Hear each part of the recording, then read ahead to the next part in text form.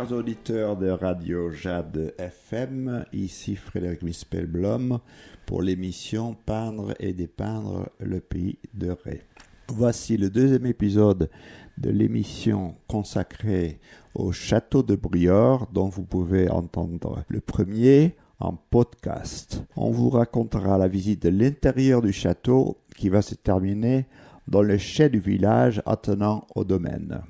La musique choisie par Eric Peters, le propriétaire partageux des lieux, est Burt Gull d'Anthony and the Johnsons pour honorer la mémoire de Emma Voruz, la fille de l'un des propriétaires du château, dont le médaillon orne l'entrée de celui-ci.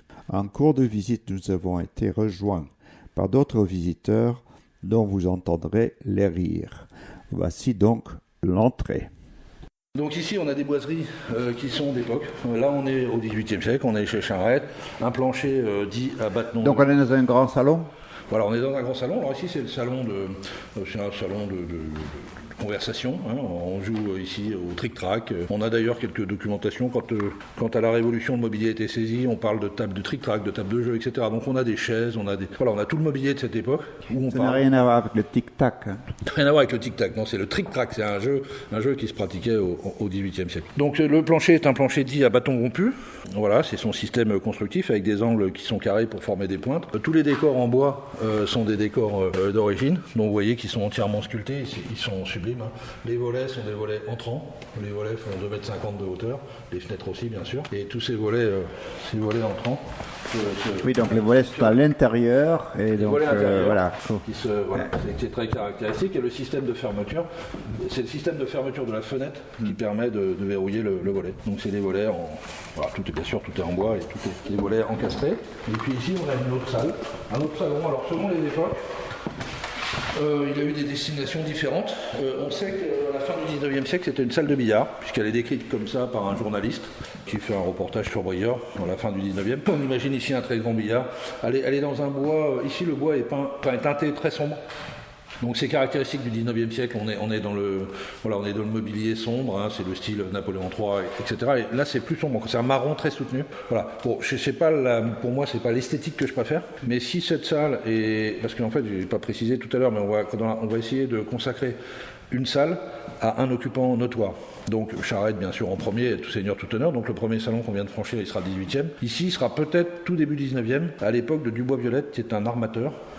Qui a acheté le domaine comme bien national. Le domaine était saisi comme bien national. Et Jean-Anne Dubois-Violette a racheté à l'État, juste après la Révolution, ce domaine de Briord. Et donc là, on est en 1800. Donc on est au tout début du 19e siècle. C'est un armateur qui bien sûr, comme tous les armateurs nantais, a fait un peu de commerce triangulaire, mais pas beaucoup. Il a fait trois voyages triangulaires. Le dernier, je pense qu'il n'y a pas renoncé par acquis de conscience. Il a renoncé parce que c'était une très mauvaise affaire économique. Et son capitaine a été tué, les esclaves se sont révoltés. Enfin, il a perdu sa cargaison. Donc il a fait que 3 voyages, il a cessé.